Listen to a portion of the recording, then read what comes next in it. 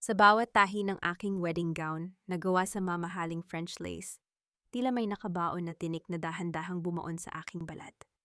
Tinitingnan ko ang aking sarili sa salamin ng bridal suite, isang matagumpay na architect, isang babaeng nasa rurok ng kanyang karera, at ngayon ay isang dambuhalang tanga na nakaputi. Kailangan lang nating tiisin ang kasal na ito, ma. Kapag napirmahan na ang marriage contract, hawak na natin ang leeg ni Mariel at ang lahat ng shares niya sa kumpanya.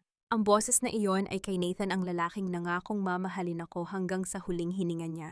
Ang boses na iyon, na narinig ko sa kabilang panig ng nakabuklat na pinto ng suite, ay tila isang malamig na balaraw na humiwa sa aking pagkatao. Siguraduhin mo lang, Nathan.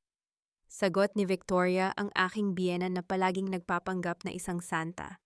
Ayaw kong tumira sa maliit na bahay habang ang kabit mong si Nicole ay nagpapakasasa sa pera natin. Pagkatapos ng kasal, kailangan mong kumbinsihin si Mariel na ilipat ang titulo ng bago niyang design firm sa pangalan ko. Tutal utang na loob niya sa atin ang lahat dahil tinanggap natin siya sa pamilyang ito. Tumayo ako ng tuwid, ang aking mga kamay ay hindi nanginginig. Walang luhang pumatak sa aking mga mata. Sa halip, naramdaman ko ang isang uri ng katahimikan na tila ang kalmado bago ang isang dambuhalang bagyo. Ang init ng pag-ibig na iningatan ko sa loob ng 5 taon ay naglaho pinalitan ng isang malamig at matalas na luhika. Don't worry, ma, dugtong pa ni Nathan, may halong tawa sa kanyang tono. Mariel is too smart for her own good, but she's blinded by love. Ipaparamdam ko sa kanya na siya ang reyna ngayong araw para bukas siya na ang alipin natin. Ang mahalaga, makuha natin ang perang pambayad sa utang ko sa sugal bago pa malaman ng mga auditors niya. Narinig ko ang papalapit na mga hakbang. Mabilis akong bumalik sa harap ng salamin, hinawakan ang aking lipstick na parang walang narinig. Bumukas ang pinto at pumasok si Victoria, suot ang kanyang kulay gintong gown at ang kanyang nakakasulasok na peking ngiti. "Oh, Mariel Hiha, napakaganda mo." Bulalas niya, lumapit sa akin at hinawakan ang aking balikat. Ang kanyang mga kamay ay tila malalamig na galamay ng isang puset. "Bakit tila maputla ka? Huwag mong sabihing kinakabahan ka. Isipin mo na lang ang swerte mo dahil si Nathan ang mapapangasawa mo. Napakabuting anak at tapat na lalaki." Tumingin ako sa kanyang refleksyon sa salamin. Ang mga mata niya ay kumikislap sa kasakiman habang nakatingin sa suot kong diamond necklace na nagkakahalaga ng milyon-milyon. "Opo, Tita Victoria," sagot ko. Ang aking boses ay patagwalang emosyon, parang isang makina. "Napakaswerte ko nga po. Hindi ko akalain na sa likod ng lahat ng pagpapanggap na ito, may mga bagay na hindi ko inaasahang matutuklasan ngayong araw." Saglit na napatigil si Victoria, ang kanyang ngiti ay tila naging isang tuigas na maskara. "Ano ang ibig mong sabihin, Hija?" Eksaktong pumasok ang aking wedding coordinator, humihingal at tinitingnan ang kanyang relo. "Miss Mariel, 5 minutes na lang po, kailangan na nating bumaba. Ang mga press at ang lahat ng business partners nyo ay naghihintay na sa ballroom. Mauna na kayo," sabi ko kay Victoria habang inaayos ko ang aking belo ng may ganap na presisyon. "May tatapusin lang akong isang mahalagang pirmahan. Isang huling detalye sa kumpanya bago ako maging ganap na Mrs. Del Rio.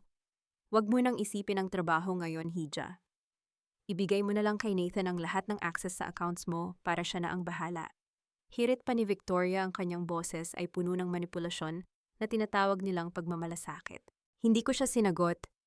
Nginitian ko lang siya, isang ngiting hindi umaabot sa aking mga mata, isang ngiting tila isang huling pamamaalam. Nang lumabas sila ng silid, dahan-dahan kong inabot ang aking cellphone sa ilalim ng vanity table. Wala nang tanong-tanong, wala nang iyak. Ang sakit ay naging gasolina na nagpapatakbo sa aking utak. Pinindot ko ang number ni Elena, ang aking pinagkakatiwalaang corporate lawyer at matalik na kaibigan. "Elena, panimula ko ang aking tinig ay kasing talas ng isang scalpel. I-abort mo ang lahat ng merger contracts sa Del Rio Group. Ngayon din, i-freeze mo ang lahat ng joint accounts na inauthorize ko para kay Nathan. At tawagan mo ang security team ko. I want a full background sweep on a woman named Nicole. I want her ultrasound records, her location, and her link to Nathan's debt." "Mariel, anong nangyayari, ang kasal mo?" Gulat na tanong ni Elena sa kabilang linya. "Itong kasal na ito ay hindi magiging isang pagsasama, Elena," sabi ko habang tinitingnan ang aking wedding ring na kumikinang sa ilalim ng ilaw. "Ito ay magiging isang execution. Siguraduhin mong ang lahat ng ebidensya ng embezzlement ni Nathan ay handa na para sa presentation sa dulo ng seremonya. Gusto kong makita ng buong Manila kung paano mabulok ang mga Del Rio sa gitna ng sarili nilang palabas. Ibinaba ko ang telepono. Kinuha ko ang aking bouquet ng puting rosas, ngunit sa paningin ko ang mga ito ay tila mga tuyong dahon na handang sunugin. Naglalakad ako sa pasilyo patungo sa grand staircase. Ang bawat tunog ng aking high heels sa marmol na sahig ay tila isang babala. Nakita ko si Nathan sa ibaba nakasuot ng kanyang tuxedo, mukhang kagalang-galang, mukhang bayani. Ngumiti siya sa akin ang parehong ngiti na ginamit niya para nakawin ang aking tiwala. Naramdaman ko ang pag-akyat ng init ng galit sa aking dibdib, ngunit agad ko itong kinulong sa isang kahon ng yelo sa loob ng aking isip. Hindi siya karapat-dapat sa aking galit. Karapat-dapat siya sa aking hustisya. Nang makalapit ako sa kanya, hinawakan niya ang aking kamay. Napakalamig ng kanyang palad o baka ang palad ko ang naging kasing lamig ng bangkay. "You look stunning, Mariel Kong." Bulong niya may kasamang halik sa aking noo na tila isang sumpa. "I can't wait for us to be one para sa future natin. Para sa future Nathan." Tugon ko, tinititigan siya ng diretso sa mga mata. Sa future na hinding-hindi mo inaasahang darating. Naglakad kami patungo sa mga pintuan ng simbahan na dahan-dahang bumubukas. Ang liwanag sa labas ay nakakasilaw, ngunit ang dilim sa aking puso ay mas matindi.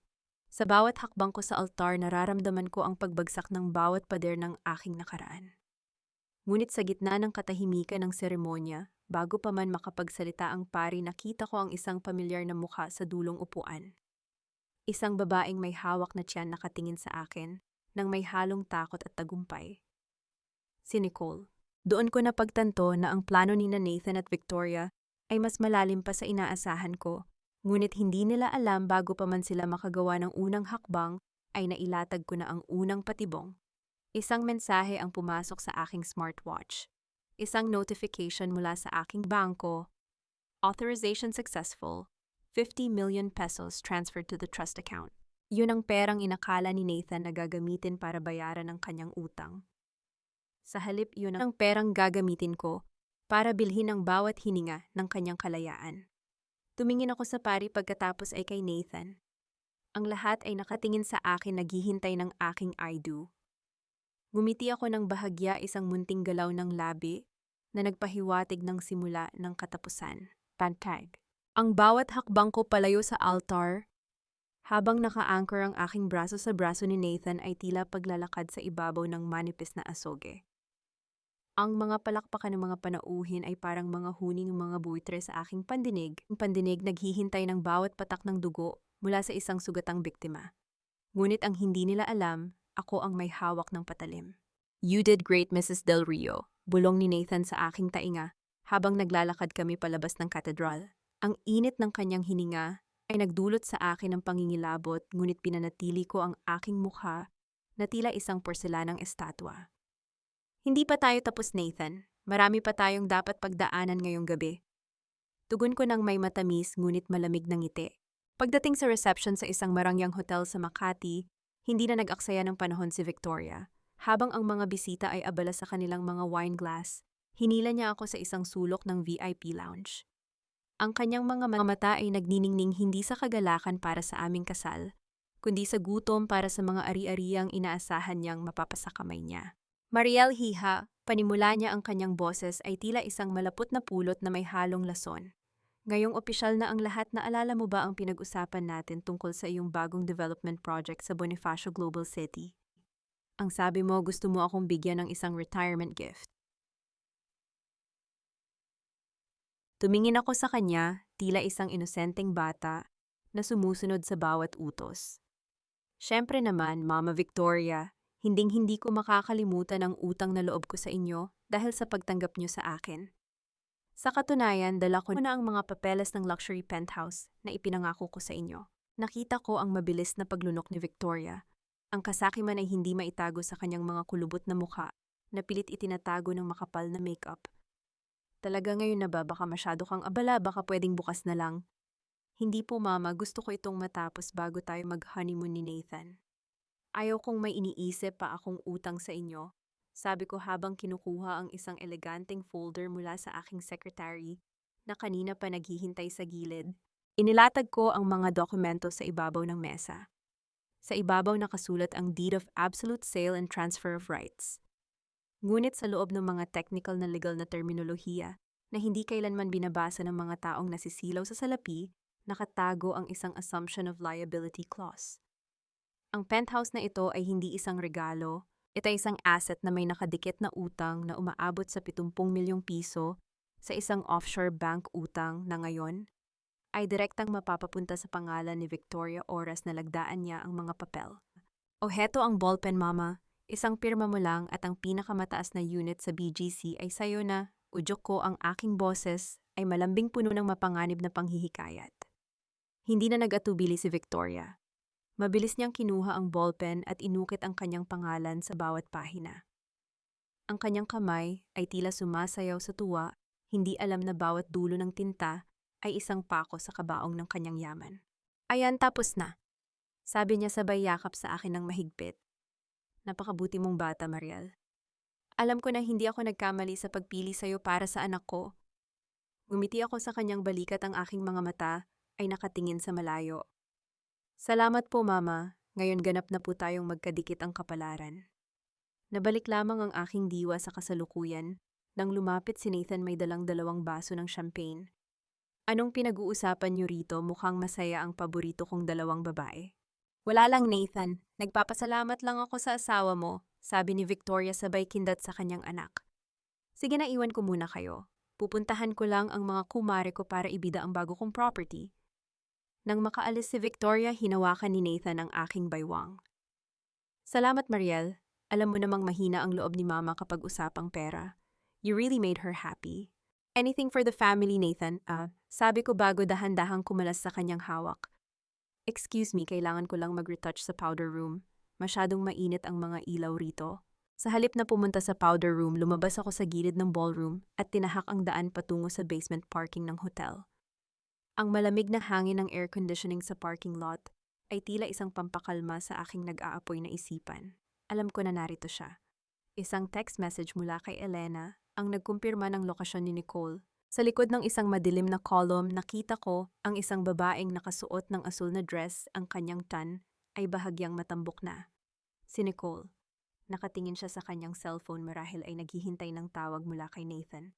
Naglakad ako ng dahan-dahan, ang tunog ng aking sapatos sa semento ay lumikha ng isang nakakatakot na ritmo sa gitna ng katahimikan.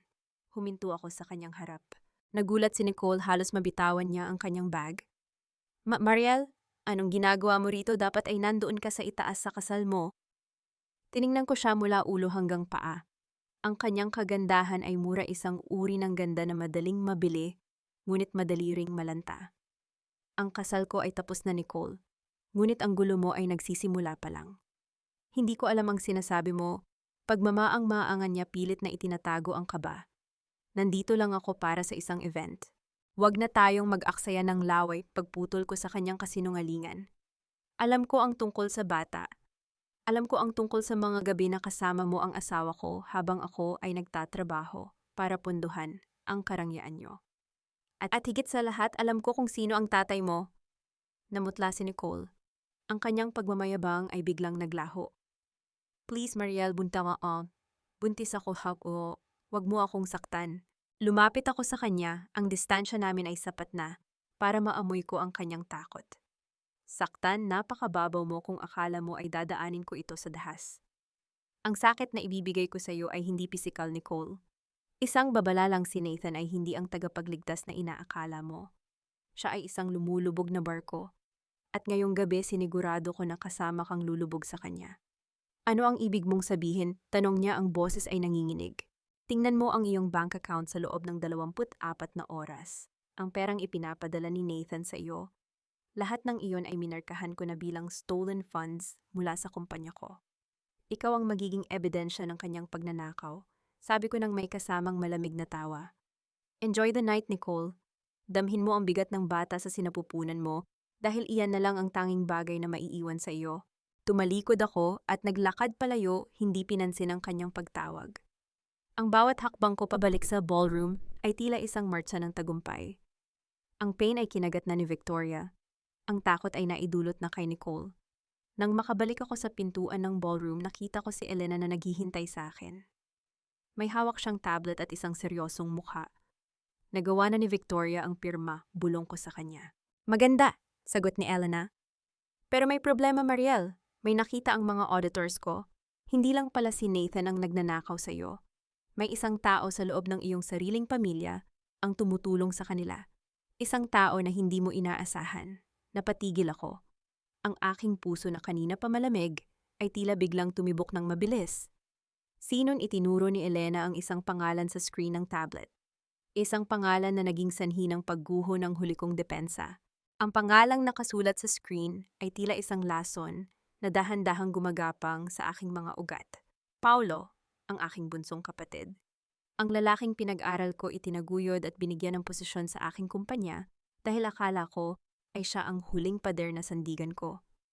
Ang sakit ay mas matindi pa kaysa sa pagtataksil ni Nathan dahil ang dugong nananalaytay sa kanya ay kapareho ng sa akin.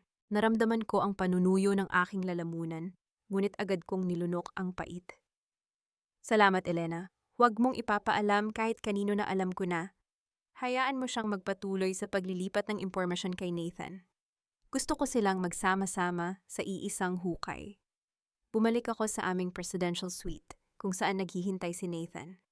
Ang silid ay puno ng mga rosas at mababangong kandila, isang perpektong tagpo para sa isang gabi ng pag-ibig. Ngunit para sa akin ito ay tila isang punerarya. Baby, bakit ang tagal mo? Bungad ni Nathan habang nagtatanggal ng kanyang kurbata. Lumapit siya sa akin at niyakap ako mula sa likod. Miss na agad kita. Alam mo naman ngayong gabi ang simula ng bagong buhay natin. Pinilit kong huwag manginig sa diring nararamdaman ko. May inayos lang ako kay Elena, Nathan. Alam mo naman hindi tumitigil ang kumpanya dahil lang kinasal ako. Umupo kami para sa isang late-night dinner sa loob ng suite. Nagbuhos si Nathan ng wine, ang kanyang mukha ay seryoso, tila naghahanda para sa isang mahalagang sasabihin.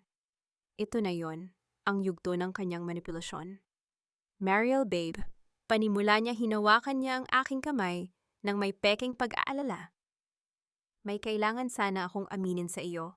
Hindi ko na ito mapapatagal pa dahil ayokong magsimula ang pagsasama natin na may itinatago ako. Ano iyon, Nathan? Tanong ko habang dahan-dahang hinihiwa ang steak sa aking plato. Yung investment ko sa logistics company sa Davao. Nagka-problema.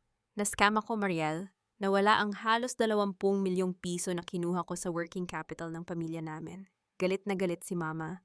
Kung hindi ko yun mababayaran sa lalong madaling panahon, baka idemanda ako ng mga partners ko. Sabi niya, sabay ko na tila isang batang napagalitan. Hiyang-hiya ako sa iyo. Ako dapat ang nagbibigay sa iyo ng komportabling buhay, pero heto ako nagkakaproblema agad. Gusto kong tumawa ng malakas. Ang husay niyang umarte. Ginamit niya ang kanyang kahinaan para makuha ang aking awa. Ang typical na pa-victim manipulator. Bakit hindi mo agad sinabi, Nathan, mag-asawa na tayo? Sabi ko, ginagaya ang tono ng isang mapagmahal na asawa. Ayaw ko lang kasing isipin mo na pera mo lang ang habol ko. Pero ikaw lang ang pag-asa ko ngayon, babe. Kung mapapautang mo lang ako ng kahit 15 milyon, maiaayos ko ang lahat. Dugtong niya may halong pagsusumamo sa kanyang mga mata. Sige, tutulungan kita, sagot ko. Nakita ko ang biglang kislap ng tagumpay sa kanyang mga mata. Pero Nathan, alam mo naman ang mga board members ko. Masyado silang mahigpit ngayon dahil sa audit. Kung kukuha tayo ng ganoong kalaking halaga, ang halaga kailangan nating gawing legal. Isang short-term loan application kung saan ikaw ang garantor. Kahit ano, Mariel, basta maayos lang ang gusot na ito, mabilis niyang sagot. Inilabas ko ang mga papeles na inihanda ni Elena bago pa ang gabi na ito. Hindi ito simpleng loan application, ito ay isang personal indemnity agreement at admission of liability. Kapag pinirmahan niya ito, formal niyang inaamin na kinuha niya ang pondo ng aking kumpanya nang walang pahintulot at nangangako siyang babayaran ito gamit ang kanyang sariling mga ari-arian, kabilang ang mga lupang minana niya sa kanyang ama na matagal ko nang gustong makuha. Heto, pirmahan mo rito para bukas na bukas din mailipat na ang pondo. Sabi ko nang may malamig na katiyakan. Walang pag-aalinlangang pinirmahan ni Nathan ang bawat pahina. Ang bawat hagod ng kanyang ballpen ay tila musika sa aking pandinig. Hindi niya alam na ibinigay niya sa akin ang susi para tuluyan siyang mabura sa mapa ng negosyo sa Manila. Salamat, babe! You're really my savior, sabi niya sabay halik sa aking kamay. Magsha-shower lang ako pagkatapos kalimutan na muna natin ang problema. Nang pumasok siya sa banyo, naiwan ang kanyang cellphone sa ibabaw ng side table. Hindi ito nakalock. Marahil dahil sa sobrang kumpiyansa niya na nakuha na niya ang gusto niya sa akin. Isang notification ang umilaw sa screen mula kay Nicole. Nathan, hindi na ako makapaghintay. Ang sabi mo pagkatapos ng kasal bibili tayo ng mga gamit para sa baby. Heto ang pinakabagong ultrasound. Tingnan mo kamukhang kamukha mo ang anak natin. Dahan-dahan kong binuksan ang message. Ang litrato ng ultrasound ay malinaw, isang maliit na buhay na nabuo sa gitna ng kasinungalingan. Naramdaman ko ang biglang pagkirot sa aking dibdib. Hindi dahil sa selos, kundi dahil sa galit na may isang inosenteng bata na gagamitin nila sa kanilang mga maruruming laro. Ngunit may isang bagay na pumukaw sa aking attention sa litrato. Ang petsang ultrasound, Hulyo 15. Noong Hulyo 15, nasa Singapore si Nathan para sa isang business trip, kasama ang aking kapatid na si Paulo. Kinuha ko ang aking sariling phone at mabilis na kinuhaan ng litrato ang screen ni Nathan. Sa gitna ng aking pag-iimbestiga, isang bagong mensahe ang pumasok mula sa isang hindi kilalang numero sa phone ni Nathan. Nakuha na ni Paulo ang mga blueprints ng bagong project ni Mariel. Ready na kaming ibenta ito sa mga karibal niya sa susunod na linggo. Siguraduhin mong wala nang kawala ang asawa mo. Nabitawan ko halos ang cellphone nang marinig ko ang pagpihit ng shower. Papalabas na si Nathan. Mabilis kong ibinalik ang phone niya sa dati nitong pwesto at bumalik ako sa pag-upo sa kama hawak ang aking wine glass na tila walang nangyari. Lumabas si Nathan, tanging tuwalya lang ang nakabalot sa kanyang baywang. May mapanuksong ngiti. Babe, bakit parang malalim ang iniisip mo? Tumingin ako sa kanya, ang aking mga mata ay tila 2 piraso ng matalas na yelo. Iniisip ko lang kung gaano kabilis magbago ang lahat, Nathan. Minsan nakala mo nasa taas ka na pero sa isang iglap nasa kailaliman ka na pala ng lupa. Masyado kang seryoso, tawa niya habang lumalapit sa akin. Eksaktong tumunog ang aking sariling phone. Isang tawag mula sa security team ng aking kumpanya. Sinagot ko ito at sinadyang i-loudspeaker. Ma'am Mariel, may report po kami. Ang head of security ng construction site natin sa BGC, binaril po siya kanina lang. At ang huling taong nakitang lumabas sa opisina nyo, bago ang insidente, ay ang kapatid nyo si Sir Paulo. Nanlaki ang mga mata ni Nathan. Ang kanyang mukha ay biglang nawalan ng kulay. Tumingin ako sa kanya nang may malamig na ngiti. Mukhang mahaba-haba ang gabi natin, Nathan. At mukhang kailangan nating tawagan ng pulis at ang kapatid ko. Paz. Ang bawat butil ng pawis na namumuo sa noo ni Nathan ay tila mga hiyas ng katotohanan na masarap panoorin. Ang kanyang mga kamay na kanina lang ay mapang-akit na humahawak sa aking balat ngayon ay nanginginig habang pilit na inaayos ang kanyang tuwalya. Ang balitang binaril ang aming head of security ay hindi lang basta balita, ito ay isang babala na ang mga aninong itinatago nila ay nagsisimula ng gumalaw ng mag-isa. Bakit si Paulo, bakit siya nandoon sa site sa ganitong oras? Nauutal na tanong ni Nathan. Ang kanyang boses ay tila isang sirang plaka puno ng takot na hindi niya kayang itago. Tumayo ako mula sa kama, hindi pinapansin ang lamig ng air conditioning sa aking balikat.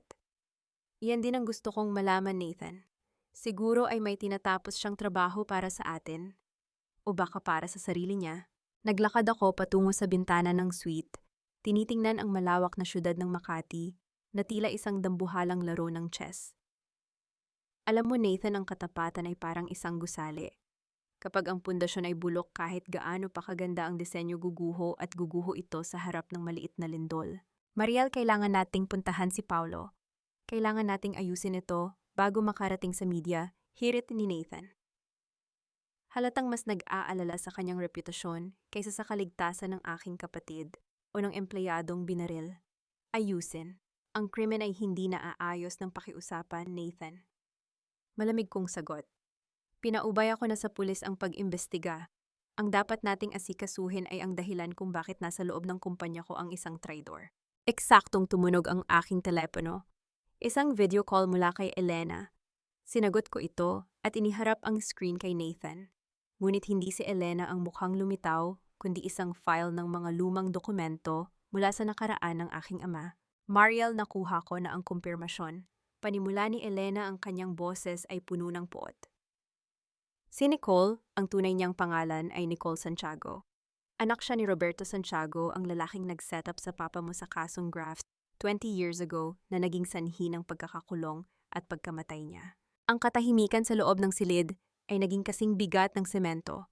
Tila huminto ang mundo ko sa sandaling iyon. Ang pagtataksil ni Nathan ay hindi lang pala usapin ng ibang babae. Ito ay isang masalimuot na plano ng paghihiganti na nag-uugat sa nakaraan. Ano? Bulong ni Nathan tila mas lalong namutla. Hindi ko alam ang tungkol sa tatay niya. Talaga Nathan, baka naman kaya mo siya pinili ay dahil gusto niyong tuluyang ubusin ang natitirang yaman ng pamilya ko. Lumapit ako sa kanya, ang bawat hakbang ko ay puno ng nagngangalit na awtoridad. Ang kapatid ko, si Paulo, alam ba niya? Alam ba niya na ang taong kinakasama mo ay ang anak ng taong pumatay sa tatay namin? Mariel, makinig ka. Pagsusumamo ni Nathan, ngunit huli na ang lahat. Bumukas ang pinto ng suite ng walang katok. Pumasok si Paulo, gusot ang barong at may bahid ng dugo sa kanyang manggas. Ang kanyang mga mata ay dilat sa takot, tila isang hayop na nasok sa kanto. Ate maniwala ka, hindi ko ginusto ang nangyari. Hagulgol ni Paulo, lumapit siya sa akin at akmang luluhod. Pinilit lang nila ako. Sabi ni Nathan, kailangan nating makuha ang mga blueprints para maisalba ang kumpanya natin sa utang. Tiningnan ko ang aking kapatid, ang batang karga-karga ko noon nang mamatay ang aming mga magulang. Ngayon nakikita ko ang isang lalaking binalot ng kahinaan at kasakiman. Hindi ko naramdaman ang awa. Ang tanging naramdaman ko ay ang ganap na pagkaputol ng huling tali ng emotion na nag-uugnay sa akin sa kanila. Ilang taon kitang pinalaki, Paulo. Ibinigay ko sa iyo ang lahat para hindi mo maranasan ang hirap na dinanas ko. Ang boses ko ay tahimik, ngunit bawat salita ay tila isang hampas ng latigo. At ang isinukli mo ay ang pumatay ng tao para sa mga taong sumira sa pamilya natin. Hindi ko siya binaril. Ang mga tauhan ni Santiago ang gumawa noon. Kukunin ko lang dapat ang hard drive. Depensa ni Paulo, ang kanyang boses ay nanginginig sa desperasyon. Ang pakikipagsabwatan sa magnanakaw ay pagnanakaw na rin, Paulo. At ang pagtatago sa katotohanan ay pagiging mamamatay tao na rin. Sabi ko habang dahan-dahang kinukuha ang aking bag. Huwag kang mag-alala, ang pamilya ay pamilya pa rin. Pero sa pagkakataong ito, ang hustisya ang magdidikta ng relasyon natin. Lumapit ako kay Nathan at kinuha ang cellphone niya sa mesa. Hindi na niya ako napigilan. Binuksan ko ang gallery at ipinakita sa kanila ang litrato ng ultrasound ni Nicole. Ngayong gabi nalaman ko na ang lahat. Ang utang niyo, ang kabit mo, ang anak mo, at ang plano niyong ibenta ang disenyo ko sa mga Santiago. Sabi ko nang may kasamang mapait na ngiti. Nathan, ang admission of liability na pinirmahan mo kanina. Kasama doon ang clause na anumang illegal na gawain laban sa kumpanya ko ay magre-resulta sa paglipat ng lahat ng ari-arian mo sa pangalan ko bilang kabayaran sa pinsala. You can't do this, Mariel, kasal tayo. Sigaw ni Nathan, pilit na ibinabalik ang kanyang dating lakas. Kasal tayo sa papel, Nathan, pero sa batas isa kang kriminal. At ikaw, Paulo, masakit mang sabihin pero kailangan mong harapin ang ginawa mo. Sabi ko habang tinatawagan ng head of security, nakasama ko sa plano ang totoong head of security na buhay at naghihintay lang sa labas. Ang pinto ay muling bumukas at pumasok ang mga unipormadong pulis kasama si Elena.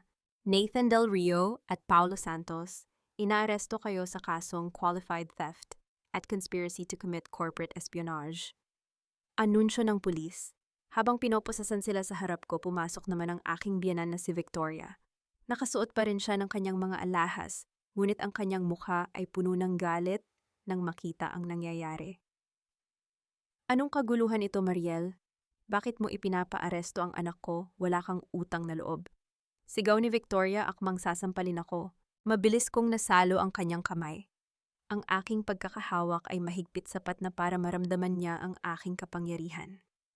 Ang utang na loob ay ibinibigay sa mga taong may loob, Victoria. Sa mga taong tulad niyo ang ibinibigay ay demanda. Hindi mo kami pwedeng itaboy ng ganito lang.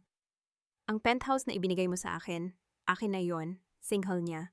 Tingnan mong mabuti ang pinirmahan mo kanina, Mama Victoria. Bulong ko sa kanyang tainga. Ang penthouse na yon ay may utang na 70 milyon. Dahil hindi na kayo pwedeng tulungan ni Nathan mula sa kulungan ng bangko na ang kukuha sa lahat ng alahas at gamit nyo para pambayad. Ngayong gabi, wala na kayong matitirhan. Nanghina ang tuhod ni Victoria at napaupo sa sahig. Pinanood ko silang lahat na ilabas ng silid si Nathan na sumisigaw ng aking pangalan si Paulo na umiiyak at si Victoria na tila isang lantang gulay. Naiwan ako sa gitna ng silid kasama si Elena. Ang katahimikan ay tila isang malamig na yakap. Tapos na ba, Mariel? Tanong ni Elena. Hindi pa, sagot ko habang tinitingnan ang aking sarili sa salamin. Nagsisimula pa lang ang paglilinis, pero may isang bagay akong hindi maintindihan. Ano iyon? Bakit may isang file sa computer ni Nathan na ang pangalan ay Project Rebirth? At bakit ang address na nakasulat doon ay ang lumang bahay ng pamilya ko na matagal nang giniba? Bago pa makasagot si Elena, tumunog ang aking cellphone mula sa isang hindi kilalang numero. Isang litrato ang ipinadala. Isang litrato ng aking ama nakaupo sa isang silya tila pagod na pagod, ngunit may hawak na dyaryo na ang petsa ay kahapon. Ang aking mundo na akala ko ay naisaayos ko na ay muling nayanig sa pundasyon nito. Ang litratong iyon ay tila isang multo na biglang nagkaroon ng laman at dugo sa harap ng aking mga mata. Ang aking ama na 12 taon ko nang ipinagluluksa ay nakaupo sa isang silya na tila pagod, ngunit buhay na buhay. Ang petsa sa dyaryong hawak niya ay hindi naglilinlang, ito ay kahapon. Naramdaman ko ang panlalamig ng aking mga daliri, ngunit sa halip na mabitawan ng cellphone, mas lalo ko itong hinigpitan. Ang aking lohika ay nagsimulang gumana ng mas mabilis kaysa sa aking emotion. Isang deepfake, isang AI-generated image para lituhin ako. O isang mas malalim at mas madilim na laro kung saan ang aking paghihiganti ay bahagi lamang ng isang mas malaking plano.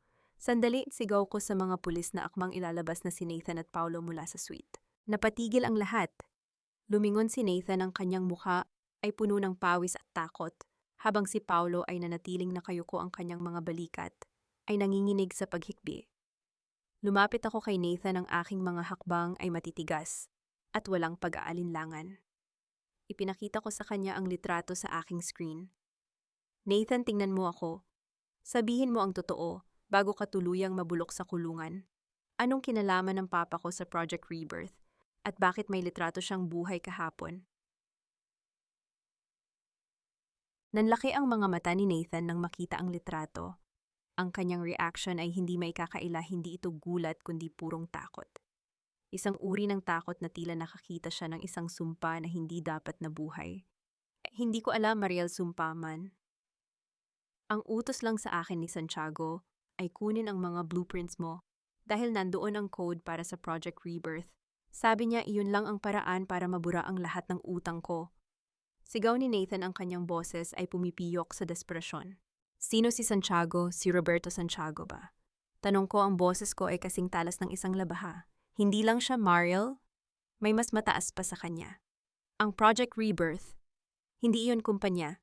Isa iyong protocol para sa paglilinis ng mga illegal na transaction sa gobyerno na idinikit nila sa pangalan ng papa mo noon. Akala ko patay na siya. Akala namin patay na ang lahat ng saksi. Paliwanag ni Nathan bago siya tuluyang hinila ng mga pulis palabas. Naiwan akong nakatayo sa gitna ng nagulong silid. Ang bawat salita ni Nathan ay tila mga piraso ng puzzle na pilit na nabubuo sa aking isipan. Ang aking ama ay hindi lang biktima ng graft. Siya ay ginamit na scapegoat para sa isang mas malaking sindikato. At kung buhay siya, ibig sabihin ay 12 taon siyang itinago o 12 taon siyang nagtatago. Mariel, kailangan nating umalis dito. Hindi na ligtas, babala ni Elena habang mabilis na nililigpit ang mga dokumento. Kung buhay ang papa mo, ibig sabihin ay mainit ka na rin sa paningin ng mga taong nagtago sa kanya. Hindi ako aalis, Elena, sabi ko habang kinukuha ang aking coat. Pupunta ako sa address na nakasulat sa file, ang lumang bahay namin. Giba na ang bahay na iyon, Mariel, isang bakanting lote na lang iyon na puno ng damot, hirit ni Elena. Kung gayon, bakit iyon ang nakalagay na GPS coordinate sa Project Rebirth? May itinatago sila sa ilalim ng lupang kinalakihan ko. At kailangan kong malaman kung nandoon ang papa. Hindi na ako naghintay ng sagot. Mabilis akong lumabas ng hotel, hindi pinapansin ang mga flash ng camera mula sa mga reporter na nagsisimula ng mag-abang sa lobby. Ang aking isip ay nakatutok lang sa isang layunin, ang katotohanan. Habang nagmamaneho ako patungo sa kalsada ng aking kabataan, ang bawat pamilyar na kanto, ito ay tila bumubuhay ng mga alaala na matagal ko nang ibinaon. Ang aming lumang bahay sa isang tahimik na subdivision sa Quezon City ay dating puno ng tawanan bago ito kinumpiska at tuluyang giniba dahil sa iskandalong sumira sa aming dangal. Pagdating ko sa lokasyon, madilim na ang paligid.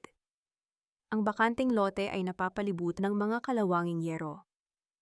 Sa ilalim ng liwanag ng buwan, tila isang sementeryo ng mga pangarap ang lugar na ito. Ngunit nang tiningnan ko ang aking phone, ang GPS indicator ay saktong nakaturo sa gitna ng lote. Bumaba ako ng sasakyan, dala ang isang flashlight at ang aking matibay na determinasyon. Maingat akong pumasok sa loob ng bakod. Ang bawat tunog ng tuyong damo sa ilalim ng aking sapatos ay tila isang babala. Hinalughog ko ang gitna ng lote hanggang sa makakita ako ng isang bagay na hindi dapat nandoon. Isang modernong ventilation shaft na bahagyang nakatago sa ilalim ng mga makakapal na baging at tambak ng mga lumang hollow blocks. Ang aking puso ay tumibok ng mabilis. Bilang isang architect, alam ko ang ibig sabihin nito. Merong basement structure sa ilalim ng loteng ito, isang structure na hindi kasama sa original na blueprint ng bahay namin. Dahan-dahan kong hinawi ang mga baging at nakita ang isang electronic keypad na nakabaon sa semento. Isang dekuryenteng pintuan na nakatago sa ilalim ng lupa. Anong code ang gagamitin ko? Sinubukan ko ang kaarawan ko. Mali.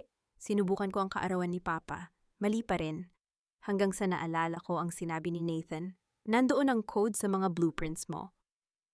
Kinuha ko ang tablet ko at tiningnan ang huling project na idinesensyo ko, isang museum para sa mga biktima ng kawalan ng katarungan. Ang sukat ng main hall, ang rasyo ng taas at lapad.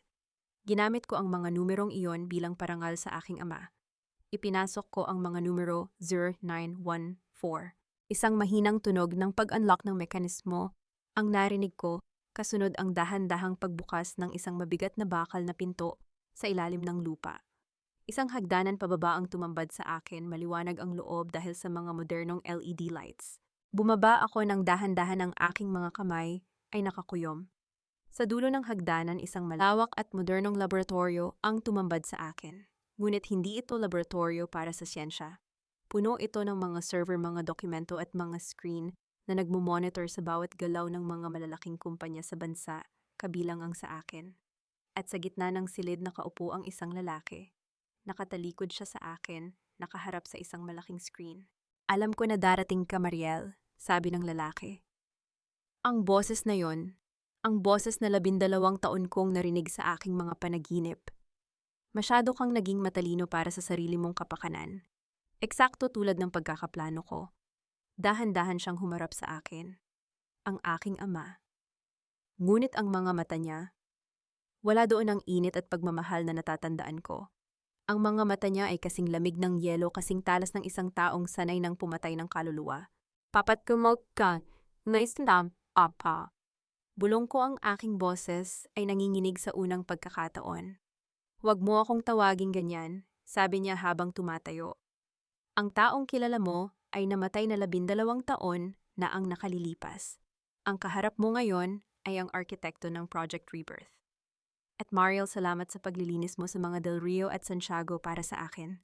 Ginawa mong mas madali ang huling hakbang ng aking plano. Nanigas ako sa kinataatayuan ko. Ang lahat ng aking paghihiganti, ang bawat hakbang ko laban kay Nathan ay hindi pala sarili kong desisyon. Ako ay ginamit ng sarili kong ama bilang isang kasangkapan para ubusin ang kanyang mga kaaway. Ibig mong sabihin, hinayaan mo silang sirain ang buhay natin para lang sa proyektong ito. Tanong ko, ang galit ay nagsisimulang sumabog sa aking dibdib. Sakripisyo, Mariel. Iyan ang kailangan para sa tunay na kapangyarihan, sabi niya habang lumalapit sa akin. At ngayon, dahil hawak mo na ang lahat ng ari-arian ng mga Del Rio, kailangan ko lang ang iyong pirma para makumpleto ang transaksyon na maglalagay sa atin sa itaas ng lahat. Isang baril ang biglang lumitaw sa kanyang kamay, nakaturo ng diretso sa aking puso. Pumirma ka, Mariel, o kailangan kong ituring ka bilang isa ring sakripisyo. Ang dulo ng baril na nakatutok sa aking puso ay hindi kasing lamig ng boses ni Papa. Sa loob ng 12 taon, ang imahe niya sa aking isipan ay isang bayani, isang biktima ng kawalan ng katarungan. Ngunit ang lalaking nasa harap ko ngayon ay isang estranghero na may pamilyar na mukha, isang arkitekto ng kadiliman na mas malupit pa kaysa kina Nathan at Victoria. Pirirma ka, Mariel. Huwag mo nang pahirapan ang sarili mo. Ulit ni Papa ang kanyang daliri ay nakapatong sa gatilyo nang walang panginginig. Ang lahat ng ito ay para sa ating dalawa, para sa pangalang kinuha nila sa atin. Tiningnan ko siya ng diretso sa mga mata. Walang luhang pumatak. Walang pagmamakaawa. Ang aking puso na kanina lang ay nayanig ngayon ay tila naging isang matigas na bato. Kung ang sarili kong ama ay itinuturing akong isang sakripisyo, kung gayon wala na akong ama. Ang huling pader ng aking pagkatao ay tuluyan ng gumuho at sa likod nito ay ang purong apoy ng paninindigan. Ang pangalang Santos ay matagal mo nang pinatay, Papa. Ang boses ko ay tahimik, ngunit kasing talas ang isang basag na kristal. Pinatay mo ito noong mas pinili mong magtago sa ilalim ng lupa at panoorin akong magmakaawa para sa hustisya. Pinatay mo ito noong hinayaan mong si Paulo ay maging isang kriminal sa ilalim ng impluensya ni Nathan. Hindi mo naiintindihan ang bigat ng kinalaban ko. Sigaw niya, ang kanyang mukha ay namumula sa galit. Kailangan kong mawala para mabuhay. At ang Project Rebirth ang tanging paraan para baligtarin ang mundo nila. Ang Project Rebirth ay hindi hustisya, Papa. Isa itong krimen ka. Sabi ko habang dahan-dahang inilalapag ang aking bag sa ibabaw ng isang server desk. At bilang isang architect, alam ko ang isang bagay tungkol sa mga structure na itinayo sa kasinungalingan.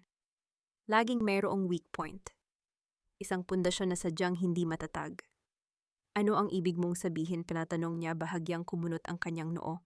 Bago ako pumunta rito, ipinadala ko na ang lahat ng data mula sa server ni Nathan kay Elena. At alam mo ba kung ano ang nakita namin? Ngumiti ako ng may halong pait. Ang code na kailangan mo para sa final transfer, hindi iyon ang code na inilagay ko sa museum project ko.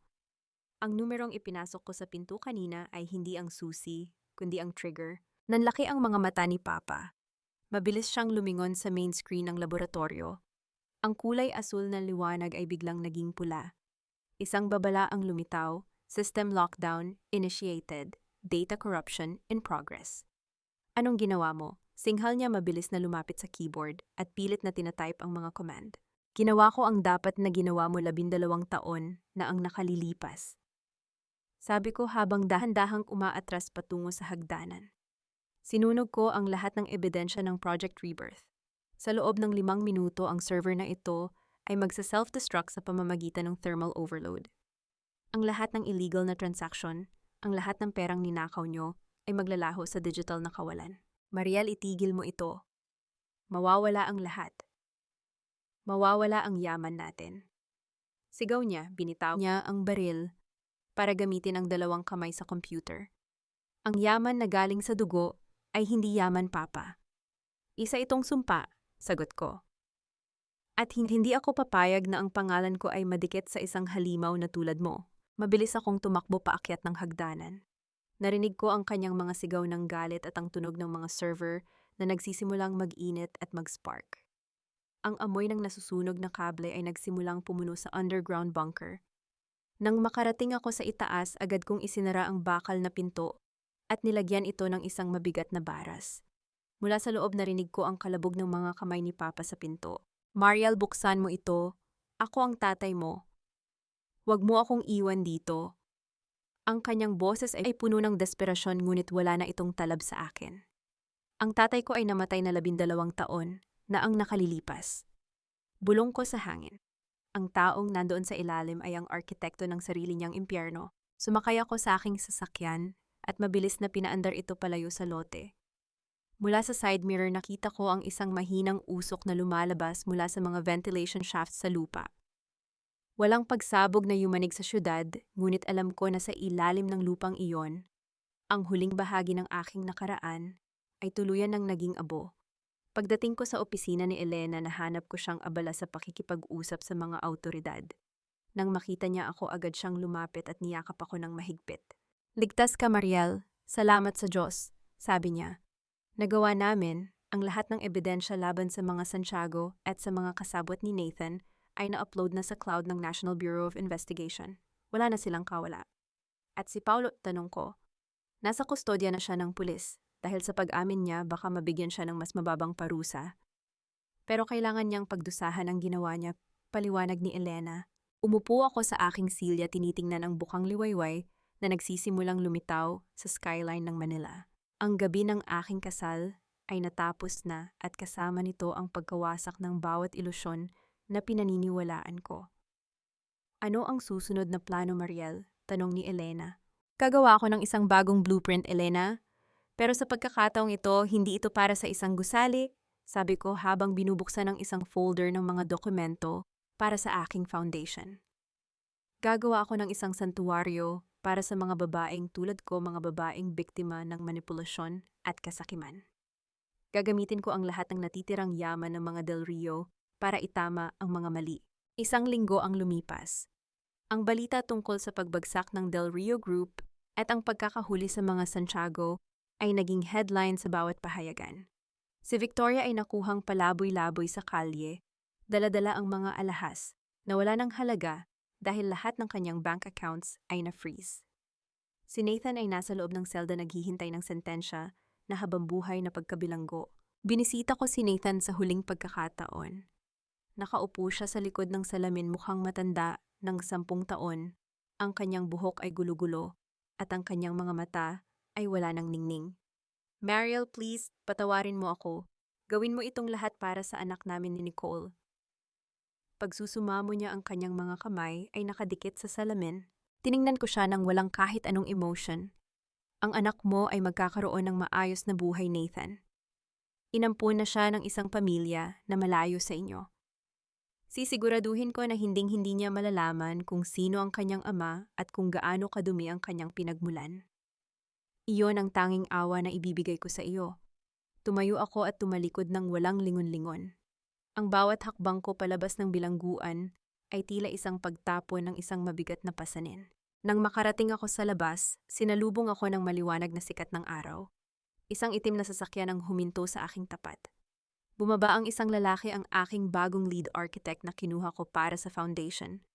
Handa na ba ang mga bagong plano, Miss Mariel? Tanong niya nang may paggalang. Ngumiti ako, isang tunay na ngiti, ang unang ngiti na nagmula sa aking kaluluwa. Handa na.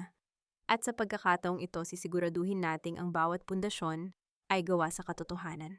Papasok na sana ako sa sasakyan nang may isang batang lalaki na lumapit sa akin at nag-abot ng isang sobre. Walang nakasulat sa labas. Binuksan ko ito at nakita ang isang maliit na piraso ng papel na may sulat kamay na familiar na familiar. Ang arkitekto ay laging may backup plan. Magkikita tayong muli, anak. Naramdaman ko ang paglamig ng hangin ngunit hindi ako natakot. Nilamukos ko ang papel at itinapon sa basurahan sa tabi ng kalsada. Hindi na papagbulong ko sa sarili ko. Dahil sa bagong mundong itinayo ko, wala nang puwang para sa mga multo. Isang taon ang mabilis na lumipas, tila mga pahina ng isang blueprint na unti-unting nabubuo sa gitna ng ingay ng lungsod. Nakatayo ako sa harap ng tahanan ni Mariel, isang modernong gusali na gawa sa salamin at puting bato. Hindi ito isang marangyang subdivision or isang commercial mall.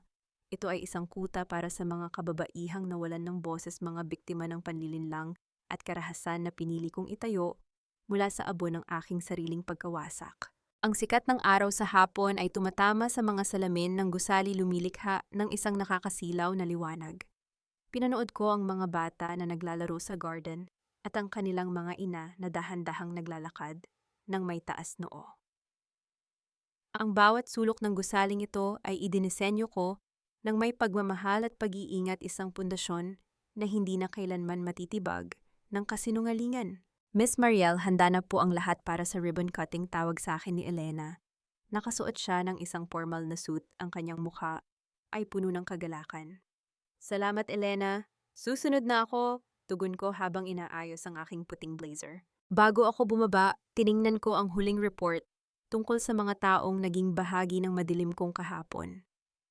Si Nathan ay nahatulan ng 30 taon na pagkabilanggo dahil sa qualified theft at estafa.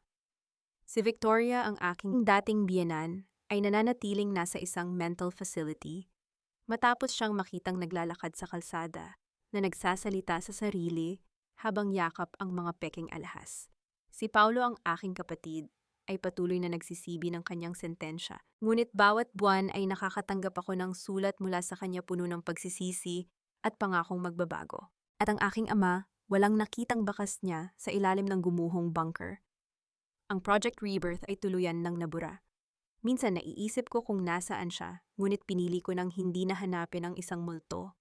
Ang kanyang anino ay wala ng kapangyarihan sa aking kasalukuyan. Naglakad ako pababa patungo sa entrance ng center.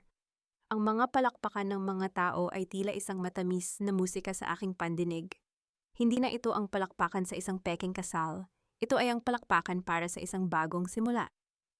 Mariel, bulong ni Elena habang naglalakad kami. Napatawad mo na ba sila? Napatigil ako saglit at tumingin sa malawak na langit. Ang pagpapatawad ay hindi para sa kanila, Elena. Ginawa ko iyon para sa sarili ko. Pinatawad ko ang sarili ko sa pagiging bulag noon. Pinatawad ko ang aking puso dahil naniwala ito sa maling tao.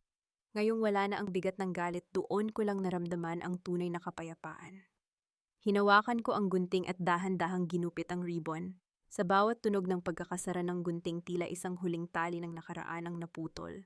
Ingon puhak kiwat parking arkitektura. Minsan kailangan nating gibain ang isang buong istruktura para lang makita na ang lupang kinatatayuan natin ay hindi pala matatag. Masakit ang pagbagsak, nakakasulasok ang alikabok ng pagkawasak, ngunit sa huli tayo ang pipili kung anong uri ng gusali ang itatayo natin muli. Sa bawat babaeng lumalapit sa akin ngayong araw, nakikita ko ang aking sarili.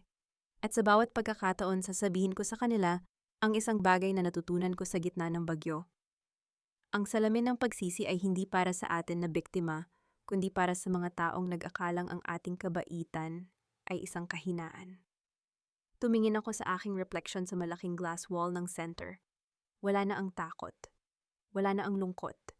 Ang nakikita ko na ngayon ay isang babaeng arkitekto ng kanyang sariling tadhana. Tapos na ang paghihiganti, Mariel.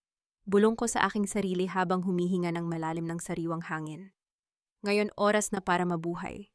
Pumasok ako sa loob ng gusali, sumabay sa agos ng mga taong naghahanap ng pag-asa, dala-dala ang blueprint ng isang buhay na wala ng puwang para sa mga anino. Sa pagpasok ni Mariel sa pinto ng kanyang bagong kumpanya, tuluyan nang naglaho ang huling anino ng kanyang nakaraan. Doon sa pagitan ng sikat ng araw at ng amoy ng bagong pinturang pader, nagsimula ang isang buhay na hindi na kailanman ididikta ng iba. Mga mahal kong tagapakinig, maraming salamat sa pagsama sa akin sa mahaba at madamdaming biyahe ni Mariel. Habang isinusulat ko ang bahagi kung saan hinarap niya ang kanyang ama sa ilalim ng lupa, ang lalaking dapat ay nagprotekta sa kanya. Ngunit siya pang nagtutok ng baril sa kanyang puso, hindi ko mapigilang mapahinto at mapaluha. Ramdam ko ang bigat ng bawat tibok ng puso ni Mariel, ang sakit ng pagdurog ng huling piraso ng kanyang tiwala. Ang kwentong ito ay hindi lang basta gawa-gawa. Ito ay binuo mula sa mga tunay na boses, karanasan at sakripisyo ng mga kababaihang piniling bumangon sa kabila ng paulit-ulit na pagtataksil ng tadhana. Sa arkitektura ng ating buhay, natutunan natin kay Mariel na hindi sapat ang magandang disenyo kung ang pundasyon ay gawa sa marupok na kasinungalingan. Minsan ang pinakamatapang na desisyong magagawa natin ay ang gibain ang lahat at magsimulang muli sa isang blueprint, na tayo mismo ang gumuhit, isang planong tanging katotohanan at pagpapahalaga sa sarili ang nagsisilbing haligi. Kung kayo ang nasa katayuan ni Mariel, magagawa niyo rin bang talikuran ang inyong sariling ama para sa inyong kaligtasan at prinsipyo? O meron ba kayong sariling kwento ng pagbangon na nais niyong ibahagi? Nasaan po kayo ngayon habang pinakikinggan ang huling bahagi ng ating kwento? Baka po kayo ay nagluluto ng hapunan, nagpapahinga sa biyahe, o nag-aayos ng bahay matapos ang isang nakakapagod na araw. Gusto ko pong marinig ang inyong boses. Mangyaring i-like, i-share, at iwanan ang inyong mga saloobin sa comment section sa ibaba. Ang inyong mga kwento ay nagsisisilbing inspirasyon sa amin upang patuloy na lumikha ng mga makabuluhang sining. Naway baunin niyo ang lakas ni Mariel sa inyong pagtulog at paggising. Hanggang sa muli nating pagkikita sa susunod na kwento. Manatiling matatag at manatiling malaya. Pamagat ng kwento, ang arkitekto ng paglaya, paunawa. Ang lahat ng mga character at sitwasyon sa kwentong ito ay katang-isip lamang na binuo para sa layuning libangin ang mga tagapakinig at maghatid ng positibong mensahe sa buhay.